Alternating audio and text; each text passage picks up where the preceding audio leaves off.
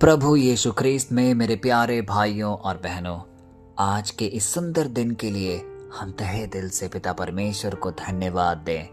उसने हमें रात भर सुरक्षित रखा। यह सुंदर दिन उसने हमें दिखाया, हमें एक नई श्वास दी, हमें एक नया जीवन प्रदान किया है। इन सब के लिए हम उन्हें जितना धन्यवाद दें उतना कम है। कुछ क्षण बाद हम अपने दिनचर्या कार्य में लग जाएंगे और उस समय हम ऐसे दौड़ रहे होंगे जैसे कोई चीज खोजने की तलाश में हो। हम रात दिन अपने काम में लगे रहते हैं और रात को जब बिस्तर पर लौटते हैं तो कुछ ऐसे एहसास हमारे जीवन में आता है कि मैं इतना दौड़ क्यों रहा था। जैसे सब कुछ तो है मेरे पास, फिर भी कुछ तो कमी है। शायद वो शांति, वो सुकून, वो मकसद हम फिर भी ढूंढते रहते हैं क्योंकि वह हमें कभी नहीं मिलता। यदि हम ऐसा कुछ अपने जीवन में विचार करते हो तो आज का ये प्रार्थना सभा एक सुंदर अवसर है कि हम सब कुछ भूलकर पिता परमेश्वर के सम्मुख एक कृतज्ञ मन से उपस्थित हों और उसे कहें, हे पिता, तू हमारी सारी भार अपने ऊपर ले ले। जितने भी मेरी निराशा है, कठिनाइयां हैं, दिक्कतें हैं, मनोरथ हैं, वो सब कुछ तू पूरा कर। मैं सब कुछ तेरे पावन चरणों में समर्पित करता हूँ। आज हम जिस वचन पर मनन करने जा रहे हैं वो हमें ठीक उसी जगह पर ले जाता है जो हमने अभी अभी कहा है। आज का वचन लिया गया है लूका के सुसमाचार से, अध्याय 12 पद संख्या 20 से 21। आइए इस वचन को ध्यान से सुने। इसमें यीशु हमें कह रहे हैं, हे मूर्ख, आज ही तेरी आत्मा तुझसे मांगी जाएगी। तब जो कुछ तूने तैयार किया है वह किसका होगा? ऐसा ही होता है उस मनुष्य के साथ जो अपने लिए धन बटोरता है, परंतु परमेश्वर की दृष्टि में धनी कभी नहीं होता। प्यारे भाई और बहनों, अब इस वचन के पीछे की कहानी को याद करते हैं। यह एक दृष्टांत है जो यीशु मसीह ने अपने शिष्यों और एक भीड़ को सुनाया। एक आदमी था, बहुत अमीर, बहुत सफल। उसकी जमीन में खूब फसल थी, इतना कि उसके पास रखने को जगह तक नहीं बची। और उसने सोचा, क्या करूं, मेरे पास तो बहुत कुछ है। और उसने कहा, मैं अपने पुराने खाली हाथ तोड़ दूंगा और नए बड़े बनाऊंगा, जहां मैं अपना सारा अन्न और माल रखूंगा। फिर मैं अपने मन से कहूंगा, अब आराम कर, खा पी और मौज कर। लेकिन तभी परमेश्वर ने उससे कहा, हे मूर्ख, आज ही तेरी आत्मा तुझसे मांगी जाएगी। कितना प्रभावशाली है ये वचन। जरा सोचिए, उस आदमी ने क्या गलत किया? उसने मेहनत की, बचत की, प्लान बनाया, यह सब तो ठीक लगता है, लेकिन गलती कहाँ हुई? उसकी एकमात्र गलती यह थी कि उसने सोचा कि जीवन केवल मेरे पास कितना है से तय होता है। उसने यह नहीं समझा कि जीवन कौन मेरे साथ है इससे तय होता है। उसने सोचा कि मैं जितनी भी मेरे पास माल है, अनाज है, ये सब मैं कैसे इकट्ठा करूं, आज जितना है उससे और ज्यादा कैसे बढ़ाऊं। लेकिन उसने ये नहीं सोचा कि मेरे अंदर क्या प्रभु की उपस्थिति मौजूद है। हम भी तो अक्सर ऐसे ही सोचते हैं, थोड़ा और कमा लूं, थोड़ा और जमा कर लूं, फिर आराम से जीऊंगा। लेकिन कब वो दिन आएगा हम नहीं जानते। हम सब कभी ना कभी के पीछे पड़ते हैं, भागते रहते हैं। कभी ना कभी मैं ईश्वर की सेवा करूंगा, कभी ना कभी परिवार के साथ वक्त बिताऊंगा, कभी ना कभी आत्मा की बातों पर ध्यान दूंगा, पर वो कभी ना कभी नहीं आता है। यीशु हमें इस कहानी के माध्यम से एक बहुत बड़ी सीख दे रहे हैं कि जो जीवन केवल चीजों पर आधारित है वो खाली है। असली अमीरी इस बात में है कि क्या हमारा दिल परमेश्वर से जुड़ा भी है या नहीं।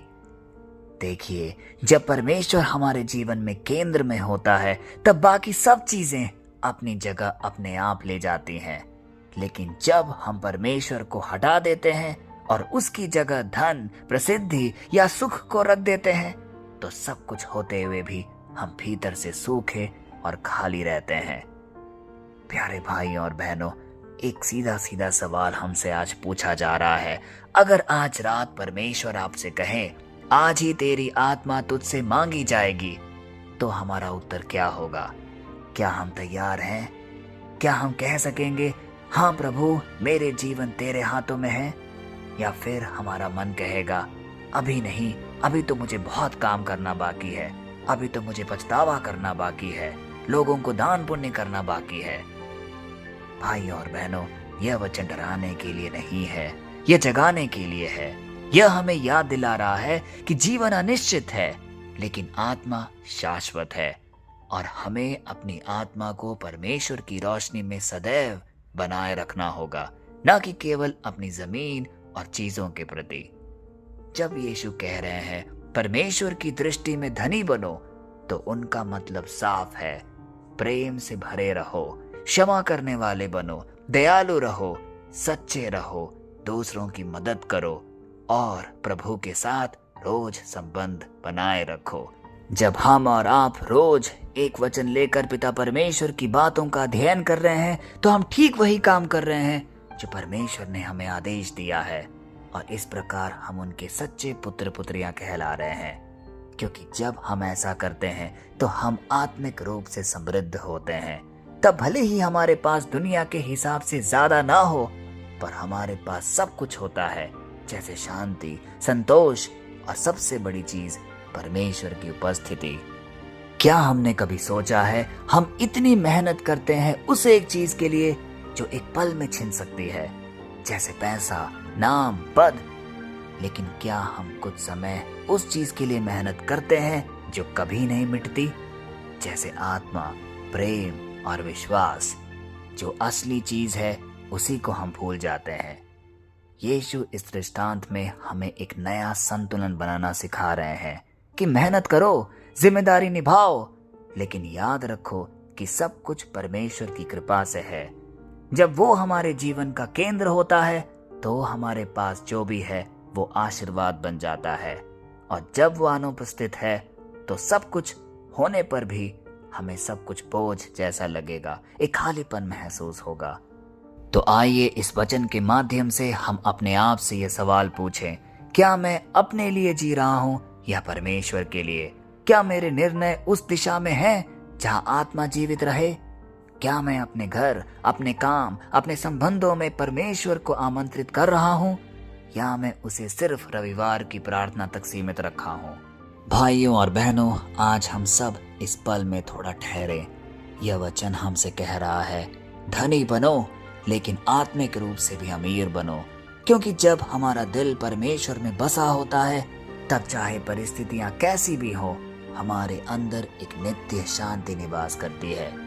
तो आइए इस भाव को लेकर इस प्रार्थना में आगे बढ़ें, और इस प्रार्थना के दौरान पिता परमेश्वर से पवित्र आत्मा के आमंत्रण के लिए प्रार्थना करें, क्योंकि जिस व्यक्ति के जीवन में पवित्र आत्मा का मार्गदर्शन होगा, उसका जीवन कभी नहीं भटकेगा, वह हमेशा आत्मा से अमीर होगा। आइए ये प्रार्थना बोलें। हे पवित्र आत्मा, आज हम तेरे सामने आते हैं अपनी व्यस्तता, अपने डर, अपनी उलझनों के साथ। हम जानते हैं कि हम कई बार इस दुनिया की दौड़ में तुझसे दूर हो गए हैं। हे प्रभु, हमें सिखा कि हम जीवन का असली अर्थ समझें। हमें याद दिला कि सच्ची अमीरी तेरी उपस्थिति में है, ना कि धन या धन दौलत में। प्रभु यीशु, आज हम तुझसे विनती करते हैं, हमारे दिलों को बदल दे, हमें एक बुद्धि दे जो स्वर्ग से आती हो। जब भी हम किसी चीज में फंसे, हमें याद दिला कि यह सब अस्थायी है, पर तेरे साथ का संबंध शाश्वत है। हे पवित्र आत्मा, जो इस वक्त यहाँ पर इस प्रार्थना सभा में उपस्थित हैं, उन सब की प्रार्थनाएं सुन। उनके मन में जो भी निवेदन है, उसे एक नियमित रूप से पूरा कर। उनकी आत्मा को स्पर्श कर। जहाँ चिंता है, वहाँ तेरी शांति भर। जहाँ खालीपन है, वहाँ तेरी उपस्थिति ला। जहाँ बीमारी है, वहाँ पे चंगाई भेज। जहाँ लालच है, वहाँ संतोष की आत्मा दे। हमें ऐसा जीवन दे जो केवल सांसों से ही नहीं, बल्कि उद्देश्य से भरा हो। हे प्रभु, आज हम तुझसे कहते हैं, तू ही हमारा अमीरी है, तू ही हमारा खजाना है। हमारे जीवन में जो कुछ भी है, वो सब कुछ तेरा ही है। हे प्रभु, हमें सिखा कि हम अपने हर काम में, हर रिश्ते, हर पल में तुझे केंद्र में रखें। यह प्रार्थना हम करते हैं अपने सामर्थ्य यीशु मसीह के नाम पर। आमीन।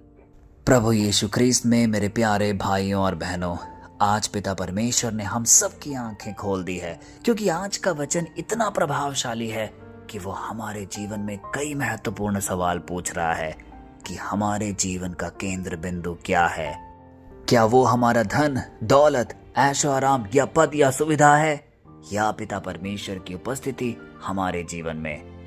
आइए इस वचन को कई लोगों तक हम बांटे, क्योंकि यदि आप आसपास देखेंगे तो ऐसे कई लोग हैं जो अपने धन, दौलत और ऐशो आराम में उनकी आंखें अंधी हो चुकी है। वो यह नहीं जान पा रहे हैं कि उनके जीवन में जो निराशा, विपदा या बीमारियां हैं, उसका केंद्र बिंदु क्या है, उसका कारण क्या है। आइए उन सब की आत्माओं को हम झंझोरें और अपने जीवन में भी एक बदलाव लेकर आएं। आइए इस प्रेरणादायी कार्य में बढ़ चढ़ कर हिस्सा लें। कल फिर हम मिलते हैं। तब तक के लिए पिता परमेश्वर के सामर्थ्य हाथों में आप सबको समर्पित करते हैं। पिता, पुत्र और पवित्र आत्मा के नाम पर, आमीन।